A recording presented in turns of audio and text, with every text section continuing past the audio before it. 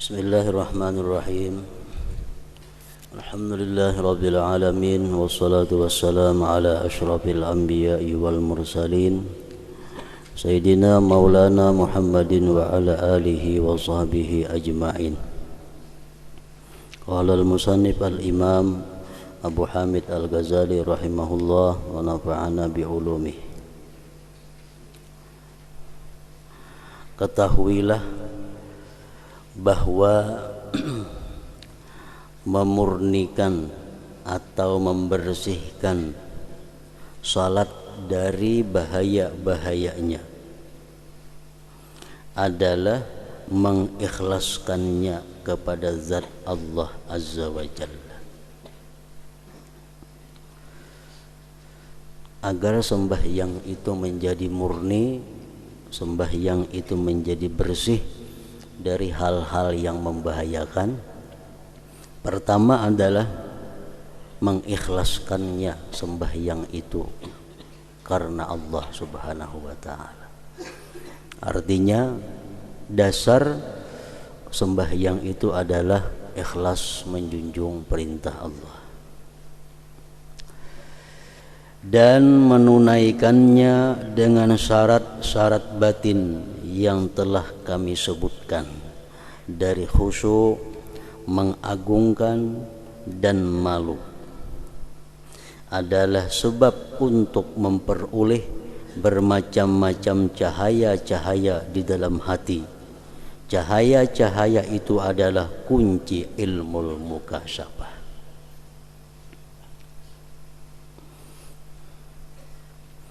Di dalam istilah tasawuf itu ada dikenal ilmu mukasyafah, ada pula disebut ilmu muamalah. Ilmu muamalah itu ilmu spesial untuk membersihkan diri dari segala sifat yang tercela dan memperhiasi diri dengan sifat-sifat terpuji. Itu disebut dalam tasawuf ilmu muamalah. Sedangkan ilmu mukasyafah itu ilmu di mana kita diperlihatkan Allah surga dan isi-isinya. Kita diperlihatkan Allah neraka dan orang-orang penghuninya. Kita diperlihatkan Allah arasy Allah. Nah, itu disebut ngarannya ilmu mukasyafah. Ilmu mukasyafah itu biasanya kada bisa diperoleh kalau kita belum mengamalkan ilmu muamalah tadi. Ilmu di mana kita membersihkan diri dari sifat yang tercela dan menghiasinya dengan sifat yang terpuji. Ilmu mukasyafah itu bisa kita diberi Allah kalau sudah hati kita bersih. Kalau sudah hati kita bisa menerima cahaya-cahaya ilahi. Nah, untuk mendapatkan cahaya-cahaya di dalam hati itu, jalan yang paling cepat adalah melalui sembahyang.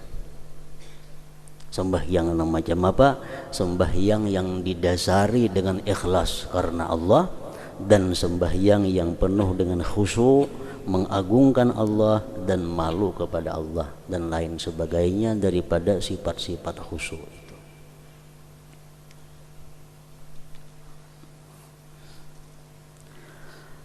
Para wali Allah yang dikasyafkan, dibukakan dengan kerajaan langit dan bumi dan rahasia-rahasia ketuhanan itu, mereka hanyalah dikasyafkan, dibukakan di dalam salat. Ada yang bisa menjelaskan bahwa surga itu macam ini bentuknya. Ada yang bisa menjelaskan sirat, titian sirat itu macam ini. Nah, itu mereka peroleh, mereka dapatkan adalah di dalam sembahyang mereka. Dibukakan oleh Allah hijab sehingga mereka bisa menyaksikan yang demikian itu. Lebih-lebih di dalam sujud, karena hamba itu dekat dengan Tuhannya Azza wa Jal dengan sujud. Ada sebagian di antara para aulia Allah, mereka itu sembahyang diperlihatkan Allah, arsy Allah. Nah, jadi mereka sembahyang bukan lagi menghadap sesuatu, bukan lagi menghadap dinding, tapi yang mereka hadap adalah arsy-Nya Allah. Nah, dalam sembahyang diperlihatkan arsy-Nya Allah. Ada yang dalam sembahyang diperlihatkan Allah surga dan nerakanya. Nah, itu ngarannya adalah mereka dapat ilmu mukasyafah tadi dengan melalui sembahyang. Oleh karena itu Allah Ta'ala berfirman, wasjud waqtarib, surat Al-Alaq 19. Artinya sujudlah dan mendekatkan dirilah. Waktu sujud itu waktu yang paling dekat kita dengan Allah Subhanahu wa Ta'ala. Jadi apabila ada istilah dekat dengan Allah bukan diartikan dekat makani, dekat tempat, bukan itu maksudnya. Allah Maha Suci daripada bertempat. Yang dimaksud dengan kita dekat dengan Allah artinya dekat dengan rahmat yang khusus dari Allah, dekat dengan petunjuk yang khusus dari Allah, dekat dengan anugerah Allah. Itu artinya dekat, bukan dekat lawan nang bertempat macam ini, betata yang memangnya kada macam itu.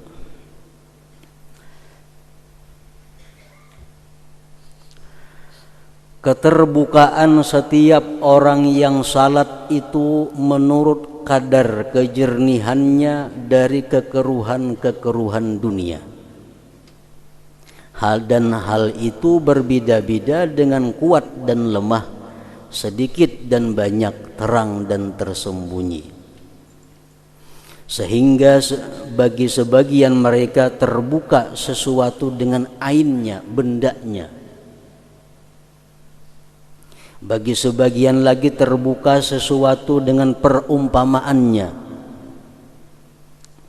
Sebagaimana terbuka bagi sebagian mereka akan dunia dalam bentuk bangkai, dan syaitan dalam bentuk anjing yang mendekam dan memanggil-manggil kepadanya. Mereka dikasapkan, dibukakan oleh Allah hijab.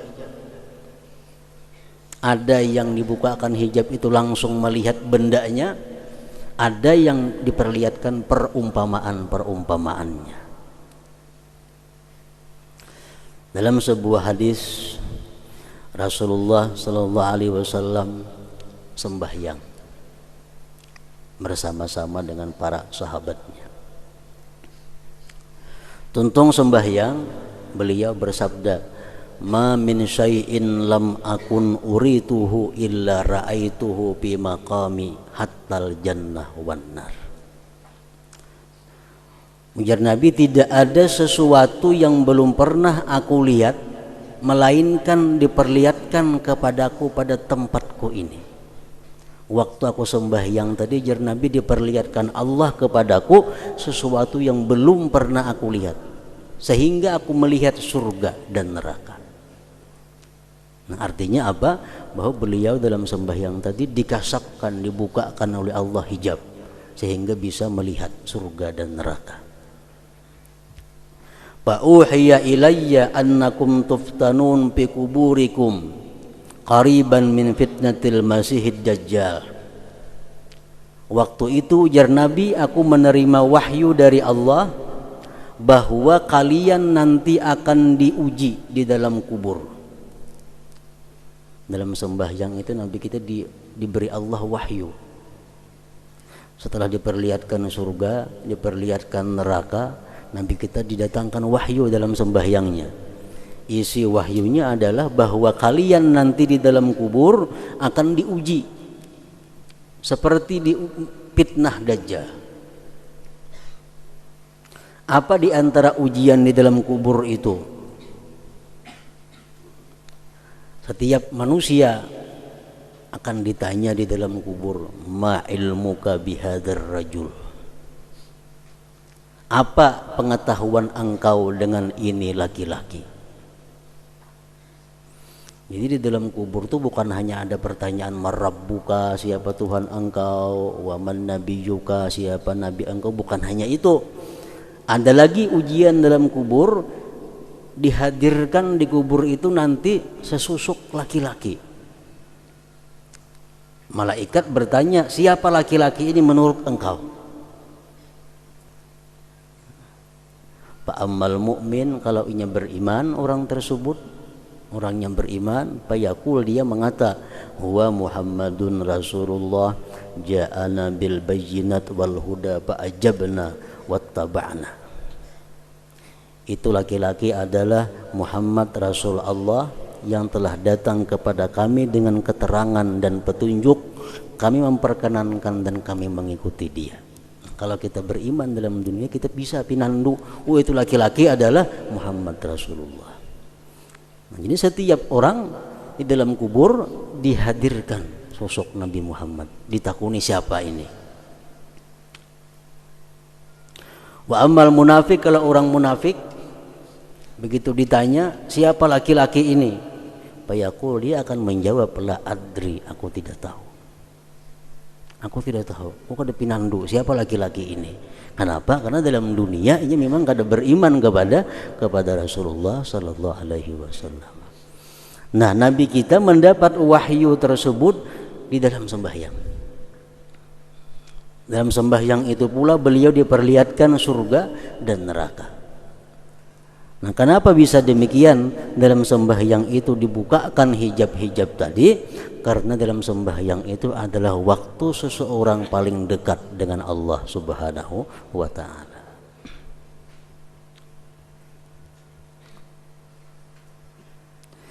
Berbeda juga mengenai sesuatu yang padanya terdapat mukasyafah. Macam-macam orang dibukakan Allah dalam sembahyang itu.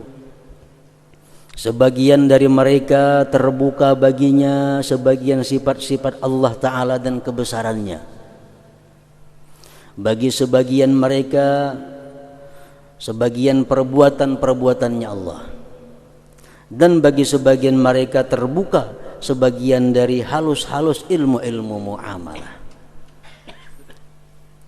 Mereka dapat ilmu-ilmu muamalah, ilmu-ilmu cara pembersihan diri. Mereka dapatkan yang halus-halusnya di dalam sembahyang.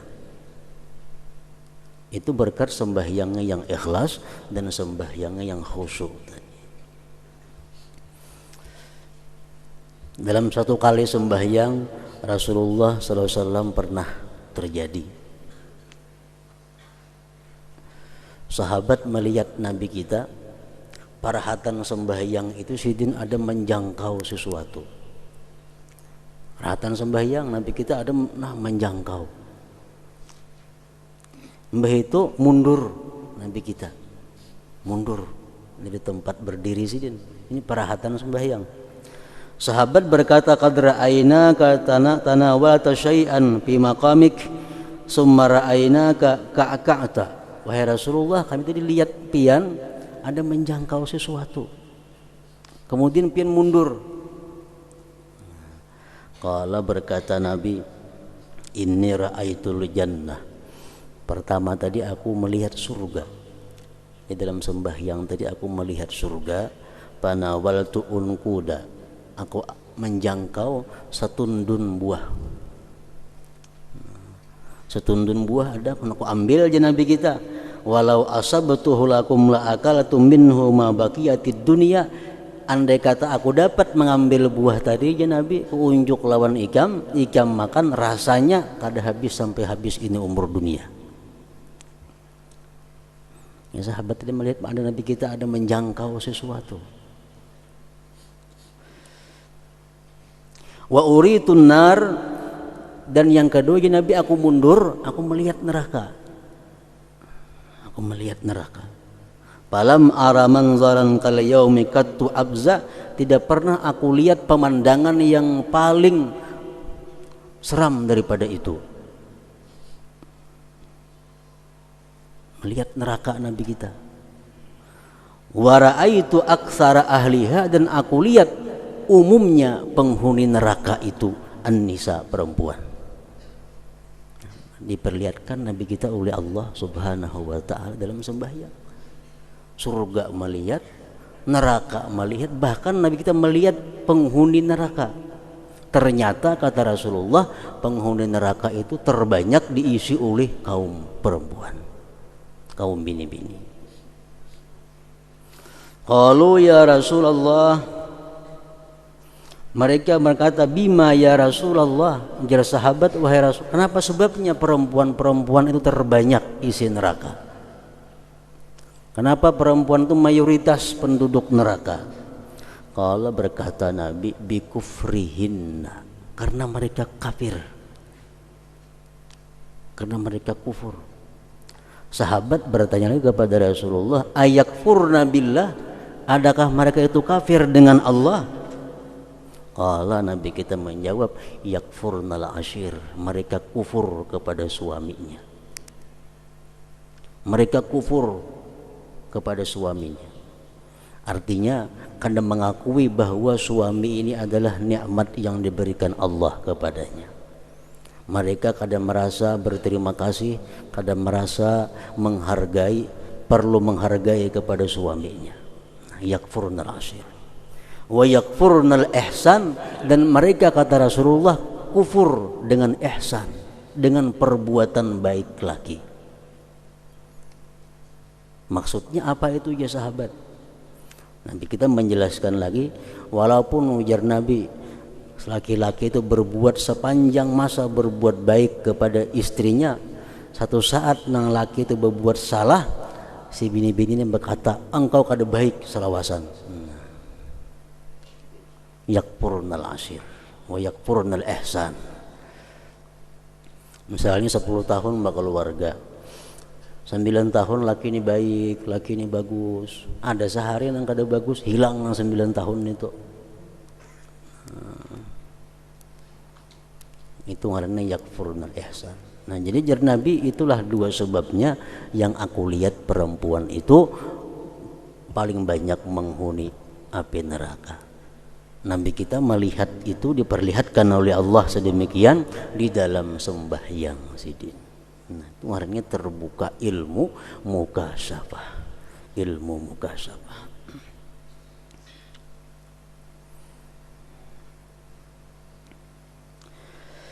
Untuk menentukan makna-makna ini ada setiap waktu sebab-sebab yang tersembunyi yang tidak terhitung.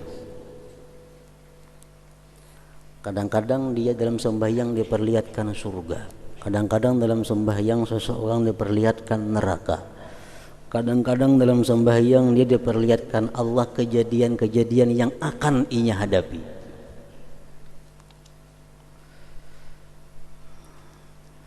Itu bermacam-macam. Sebabnya kenapa? Yang paling kuatnya adalah persesuaian himmah. Apa yang diinginkan oleh seseorang itu, apa nang inya pikirkan sebelum sembahyang itu. Nah, dalam sembahyang inya bisa dibukakan oleh Allah hijabnya. Karena apabila himmah itu dihadapkan kepada sesuatu yang tertentu, maka hal itu lebih utama untuk terbukakan.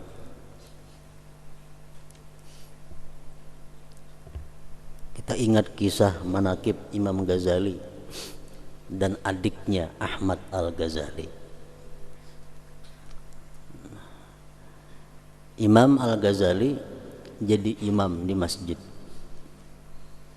Nang ading Ahmad Al-Ghazali mengikut di belakang.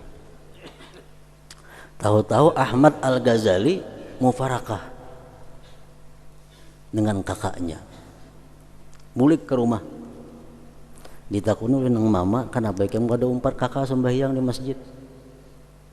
Ujar Ahmad tadi mengatakan dalam sembahyang ulun tadi, ulun melihat bahwa hati kakak ulun itu berlumuran dengan darah. Nah, ini namanya ilmu mukasyafah. Dalam sembahyang dia diperlihatkan Allah, hati imam itu macam apa. Ini ilmu mukasyafah. Karena sembahyangnya ikhlas, sembahyangnya khusyuk, sembahyangnya penuh ta'zim kepada Allah, diperlihatkan Allah ilmu mukasyafah, melihat bahwa hati imam itu berlumur darah. Begitu Ghazali balik ke rumah, jernang mama, kenapa ikam nak macam itu? Hati ikam belum berdarah, jading ikam. Jar Ghazali, benar. Ulun waktu sembahyang tadi, ulun keingatan, ulun mengarang tentang babul haid. Mengarang kitab tentang babul haid, kan haid membicarakan darah. Nah, sampai dalam sembahyang tak ingat karangan seorang itu babul haid, berarti hati berlumuran dengan darah. Nah, makmum yang di belakang dibuka akan ilmu mukasyafah, melihat dia hati imamnya.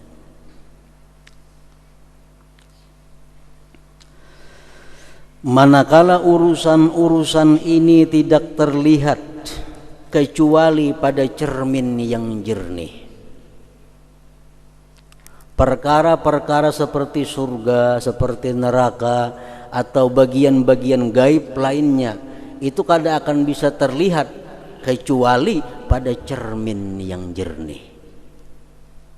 Hati yang jernih maksudnya. Menceramin tu kabur, siapa aja behumbayang ke situ kada kelihatan. Ceramin kabur, walaupun nang bungas diceraminakan ya tu kada baik. Nang kada bungas sama, makinnya kada baik lagi. Kenapa? Cerminnya kabur. Artinya padahal waktu kita sembahyang itu Allah menebarkan berbagai macam ilmu mukasyafah kepada kita. Cuma karena cermin kita ini kabur, kada kau menangkap. Cerminnya ada, cuma kabur. Padahal seluruh cermin itu kabur. Artinya sebijian cermin itu kabur. Maka terhalanglah petunjuk daripadanya. Kada kau melihat. Bukan karena kikir dari pihak zat yang memberikan kenikmatan petunjuk, bukan karena Allah kikir dengan hidayahnya, bukan karena Allah kikir memberikan ilmu mukasyafah kepada kita, bukan, tetapi karena keburukan bertumpuk-tumpuknya kuturan pada tempat penerimaan petunjuk itu. Nah, karena wadahnya ini nang kada kawa diandaki itu.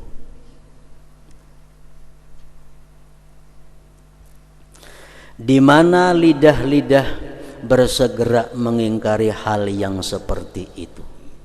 Nah, artinya banyak orang yang mengingkari seperti itu, bahwa dalam sembahyang itu akan dibukakan Tuhan kita ilmu mukasyafah, dalam sembahyang kita akan bisa diperlihatkan Allah tentang alam barzakh, dalam sembahyang itu diperlihatkan macam-macam. Itu banyak orang yang mengingkari. Bisa lah macam itu, kayak apa terjadi macam itu? Nah, banyak nama ingkari. Masa dalam sembahyang kita melihat surga lah, melihat neraka? Nah, kenapa sebabnya mengingkari itu? Karena tabiat itu ditabiatkan untuk mengingkari sesuatu yang tidak hadir. Karena orang ini kada bisa dapat macam itu, lalu inya mengingkari akan terjadinya seperti itu. Seandainya janin, anak nang dalam perut ibu, seandainya janin itu mempunyai akal, niscaya ia mengingkari kemungkinan wujud manusia di udara yang lapang. Kenapa? Karena ia belum pernah hidup di udara yang lapang. Dan seandainya anak kecil itu dapat membedakan apapun, barangkali ia akan mengingkari kerajaan langit dan bumi yang dikatakan oleh orang-orang yang berakal. Demikianlah manusia itu pada setiap tingkatan hampir mengingkari tingkatan sesudahnya. Tingkatan 3 kerap kali mengingkari apa-apa yang terjadi oleh orang yang berada di tingkatan 4. Orang yang mengingkari tingkatan kewalian, lazim baginya untuk mengingkari tingkatan kenabian. Dan Allah menciptakan makhluk dengan bertingkatan-tingkatan. Maka tidak sayogianya setiap satu tingkatan mengingkari apa yang dibalik tingkatannya. Jangan langsung mengingkari. Wah, kada mungkin terjadi macam itu. Nah, kada mungkin menurut ukuran seorang. kadang mungkin menurut akal seorang.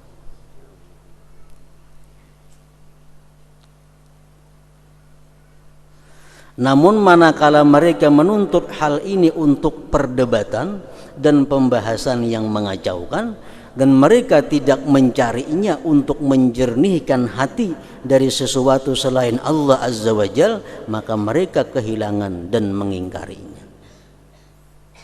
Ada mendengar kisah macam itu, ada orang yang sembahyang dibukakan oleh Allah ini, inya mah ingkari. Tapi kadang mau mencontoh, meniru kayak apa, musinya macam ini ditiru, coba akan kayak apa, bersihkan hati, jernihkan hati. Kalau pina dapat macam itu, kadang mau membahas dengan pembahasan yang mengacaukan, akhirnya mengingkari. Barang siapa yang tidak termasuk ahli mukasyafah, maka tidak lebih sedikit daripada beriman kepada yang gaib. Artinya kalau kita dalam sembahyang kita kada pernah diperlihatkan Allah macam itu, kita sembahyang kada pernah dapat ilmu-ilmu nang gaib, amun kita macam itu, barang kita percaya kepada mereka yang dapat yang gaib itu, minimal itu. Mungkin kita kada sampai kepada makam itu, kita percaya barang kepada makam nang lebih tinggi itu, dan ia membenarkannya sampai ia menyaksikannya dengan percobaan. Di dalam hadis terdapat, innal abda idza qama fis shalah rafa'allahu subhanahu al-hijab bainahu wa baina 'abdihi wa wajahahu biwajhihi wa qamatil malaikatu min ladun mankibaihi ilal hawa yusalluna bi salatihi wa yu'minuna ala du'aihi wa innal musalliya la yansuru alaihi albirru min ananis sama ila mafriqi ra'si wa yunadi munadin law alima hadzal munaji may yunaji maltafat wa inna abwabas sama tuftahu lil musallin wa inna Allah azza wa jalla yubahi malaikatahu bi 'abdihil musalli. Artinya sesungguhnya hamba apabila berdiri dalam salat, maka Allah yang maha suci mengangkat hijab tirai antara dia dan hambanya. Diangkat Allah hijab sehingga kita bisa melihat kerajaan Allah, bisa melihat arasnya Allah. Dia Allah menghadapinya dengan wajahnya orang tersebut, dan malaikat berdiri dari sisi kedua bahunya sampai ke udara. Kita sembahyang itu, malaikat kiri kanan berdiri sampai tumpuk-tumpuk sampai ke atas. Mereka malaikat tadi salat dengan salatnya, mengikut sembahyang kita dan mengaminkan doanya. Kita berdoa, malaikat mengaminkan. Sesungguhnya orang yang salat itu bertebaranlah kebajikan atasnya dari setinggi langit sampai ke pertengahan kepalanya. Dan pemanggil memanggil-manggil, seandainya orang yang munajat itu mengetahui zat yang ia munajat kepadanya, niscaya ia tidak berpaling. Sesungguhnya pintu-pintu langit itu dibuka bagi orang-orang yang salat, dan sesungguhnya Allah Azza wa Jal berbangga kepada para malaikatnya dengan hambanya yang salat. Artinya ada, kita sembahyang itu ada malaikat kiri kanan kita umpat, ada malaikat mengaminkan kita, dibukakan pintu hijab kepada Allah. Nah, karena kita ini tadi cerminnya kabur, lalu kita kada bisa menyaksikan itu, kada bisa menyaksikan dan merasakan itu. Nah, bagi orang-orang yang hatinya bersih, bisa dia melihat itu, paling kada bisa merasakannya. Dibukanya pintu langit dan penghadapan Allah Ta'ala kepadanya dengan wajahnya adalah kinayah sindiran dari keterbukaan kasab yang telah kami sebutkan tadi. Orang yang sembahyang itu dibukakan Allah pintu langit. Sebenarnya dia bisa melihat apa-apa kerajaan langit itu. Kalau orang yang sembahyang ini hatinya, mata hatinya bujur-bujur bersih. Di dalam Taurat tertulis, hai anak Adam, janganlah kamu lemah dari berdiri di hadapanku dengan salat dengan menangis. Maka akulah Allah yang mana aku dekat kepada hatimu dan kamu melihat cahayaku dengan gaib. Kamu melihat cahayaku dengan mata hatimu artinya. Ia berkata, kami berpendapat bahwa kelembutan, menangis dan keterbukaan yang didapatkan oleh orang yang salat di dalam hatinya adalah karena dekat Tuhan yang Maha Suci terhadap hatinya. Apabila kedekatan ini tidak ada, yakni kedekatan dengan tempat, maka tidak ada makna baginya melainkan dekat dengan petunjuk rahmat dan terbukanya hijab. Orang yang sembahyang itu artinya dekat dengan Allah. Bukan berarti berhadapan Allah, bertatai Allah, kanda. Itu kata-kata kinayah daripada bahwa orang yang sembahyang itu dibukakan Allah segala yang terdinding bagi dirinya. Makanya dalam petunjuk agama kita, kalau kamu ada masalah yang kamu hadapi dan kamu tidak bisa memutuskan satu antara dua, bawalah sembahyang istikharah. Bawa sembahyang istikharah. Ini artinya apa? Dengan sembahyang itu kita akan dibukakan Allah hijab, sehingga kita bisa memilih mana yang terbaik di antara pilihan-pilihan yang kita bingung sebelumnya. Sembahyang istikharah itu akan bermanfaat kepada kita kalau hati kita bersih, hati kita jernih, sehingga dengan sembahyang itu kita dibukakan Allah dinding hijab, sehingga melihat mana yang bermanfaat diambil, mana yang kada. Kalau hati kita kotor, hati kita keruh, 10 rakaat sembahyang istikharah kada ada hasilnya apa-apa, makin tambah bingung. Nah, itu isyarat daripada agama bahwa orang yang sembahyang itu dibukakan Allah dinding hatinya. Dengan sembahyang itu dia akan bisa memutuskan perkara yang akan dia ambil selanjutnya.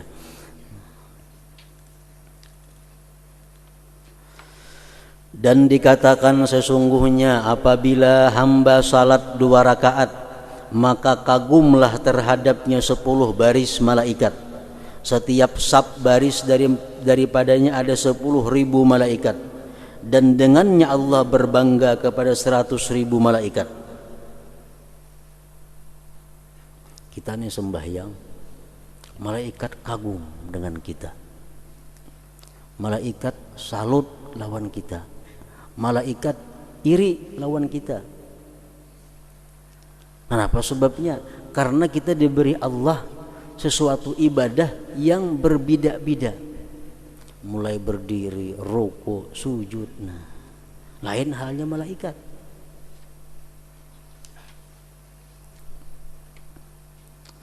Demikian itu karena hamba itu di dalam salat telah menghimpunkan antara berdiri, duduk, ruku dan sujud. Allah memisahkan hal itu atas 40.000 malaikat. Ada malaikat yang berdiri tidak ruku sampai hari kiamat. Ya Tuhan, malaikat kelompok ikam ini kau perintahkan hanya ruku aja boleh semacam sampai hari kiamat.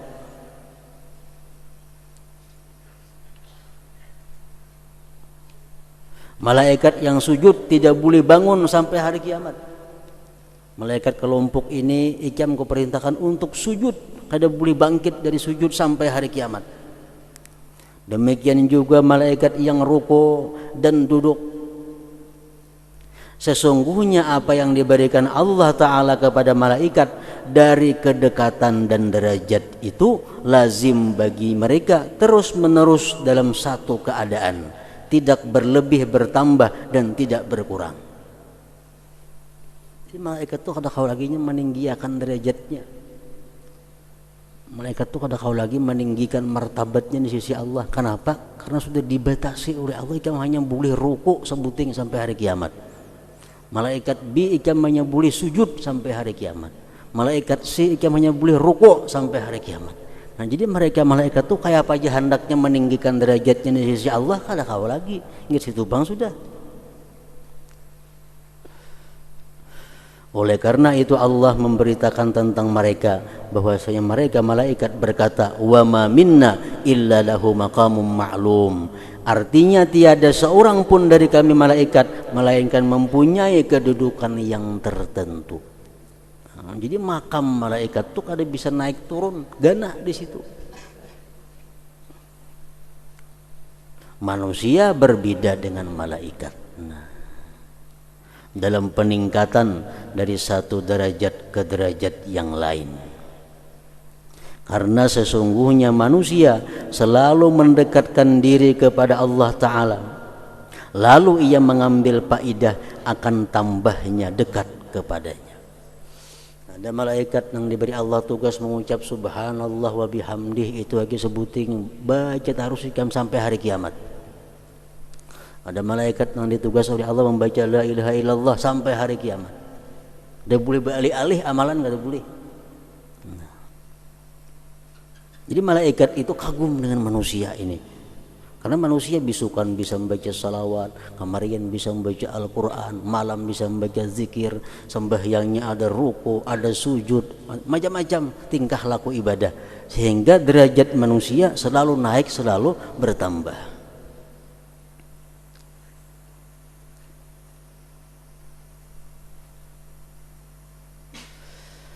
Karena sesungguhnya manusia selalu mendekatkan diri kepada Allah Ta'ala, lalu ia mengambil faedah akan tambahnya dekat kepadanya. Sedangkan atas para malaikat alaihimussalam, pintu tambah dekat itu tertutup. Tidaklah bagi tiap-tiap malaikat melainkan derajat yang mana ia berhenti padanya, dan ibadahnya yang ia sibuk padanya, tidaklah ia berpindah kepada lainnya dan tidak lemah daripadanya. Jadi malaikat disuruh sujud sampai hari kiamat. Ini kada kau bertambah pada itu dan kada kau berkurang pada itu. La yastakbiruna an ibadatihi wa la yastahsirun yusabbihuna al-laila wan nahar la yafturun. Artinya mereka malaikat tidak mempunyai rasa angkuh untuk menyembahnya Allah, dan tiada pula merasa letih. Mereka selalu bertasbih malam dan siang, tiada henti-hentinya. Ada malaikat yang ditugasi Allah membaca subhanallah walhamdulillah wa la ilaha illallah wallahu akbar sampai hari kiamat. Ada malaikat yang ditugasi Allah khusus untuk mendoakan fulan bin fulan sampai hari kiamat. Itu penggawiannya. Kunci tambahnya derajat adalah salat. Kunci bertambahnya tingkatan manusia di sisi Allah adalah salat. Allah Azza wa Jalla berfirman, qad aflahal mu'minun alladzina hum fi salatihim khashi'un. Artinya sungguh beruntung orang-orang yang beriman, yaitu orang-orang yang khusyuk dalam salatnya.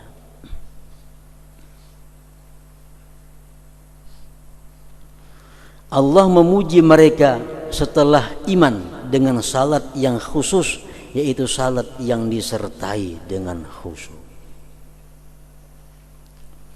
Kalau sembahyang itu kada khusyuk, Allah kada memuji.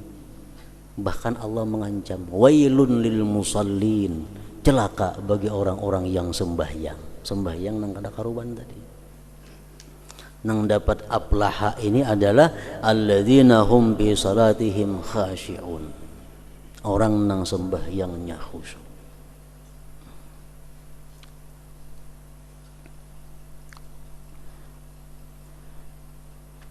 Kemudian Allah mengakhiri sifat-sifat orang-orang yang beruntung dengan salat juga. Allah Ta'ala berfirman, walladzina hum ala salawatihim yuhafizun. Artinya dan orang-orang yang memelihara sembahyangnya. Jadi sembahyang khusyuk itu dikatakan beruntung oleh Allah kalau dia bisa memelihara. Jangan sekali aja khusyuk, karena isuk ada khusyuk lagi, nah itu ada masuk.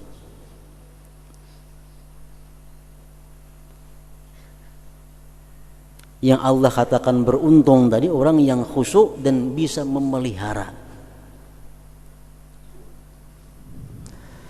Kemudian Allah berfirman mengenai buah sifat-sifat itu, faulaika humul warisun alladzina yarisunal firdausa hum fiha khalidun. Artinya mereka itulah orang-orang yang akan mewarisi, yakni yang akan mewarisi surga Firdaus, mereka kekal di dalamnya. Dia mensifatkan mereka pertama-tama dengan keberuntungan. Qad aflahal mu'minun alladzina hum fi salatihim khashi'un. Dan akhirnya dengan pewarisan surga Firdaus. Menurut saya, ujar Imam Ghazali, bahwasanya banyak perkataan lidah dengan kelalaian hati tidaklah sampai ke batas ini. Kalau kita sembahyang hanya mulut nang bicara tapi hati lalai, kada akan sampai ke batas ini. Oleh karena itu Allah Azza wa Jalla berfirman mengenai kebalikan mereka, ma salakakum fi saqar qalu lam nakum minal musallin. Artinya Allah bertanya di akhirat kepada orang neraka, agar Tuhan, apakah yang memasukkan kalian ke dalam neraka Saqar? Mereka menjawab, kami dulu tidak termasuk orang-orang yang mengerjakan salat. Orang-orang yang mengerjakan salat adalah para pewaris surga Firdaus. Mereka adalah orang-orang yang menyaksikan cahaya Allah Ta'ala dan orang-orang yang bersenang-senang dengan kedekatan Allah terhadap hati mereka. Kita mohonkan kepada Allah agar Dia menjadikan kita termasuk golongan mereka dan agar Dia melindungi kita dari siksaan orang yang kata-katanya berhias manis dan perbuatan-perbuatannya buruk. Sesungguhnya Dia adalah Maha Pemurah, Maha Pemberi anugerah, Maha Kadim kebaikannya. Dan semoga Allah melimpahkan rahmat kepada setiap hamba yang terpilih. Kemudian hikayat dan berita mengenai salat orang-orang yang khusyuk radhiyallahu anhum.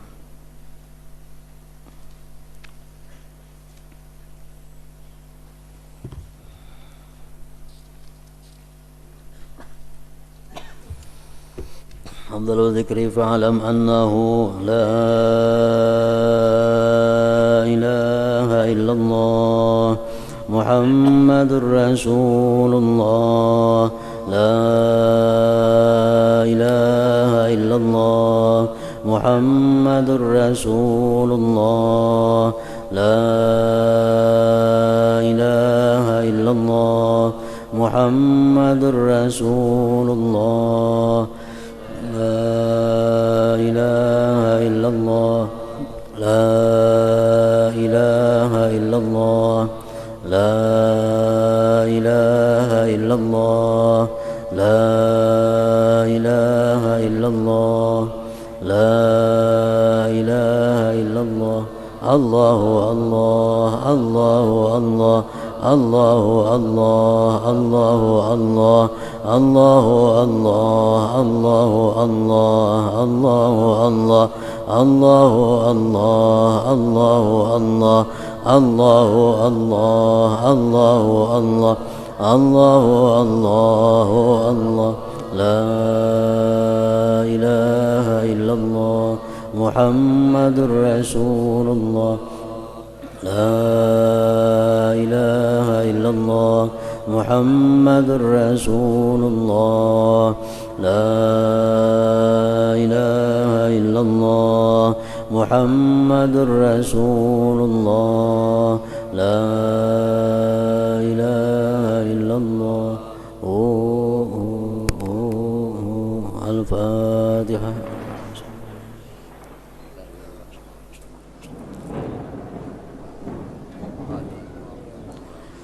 فيا أيها الرجل منه شفاعة صلوا عليه وسلموا تسليما.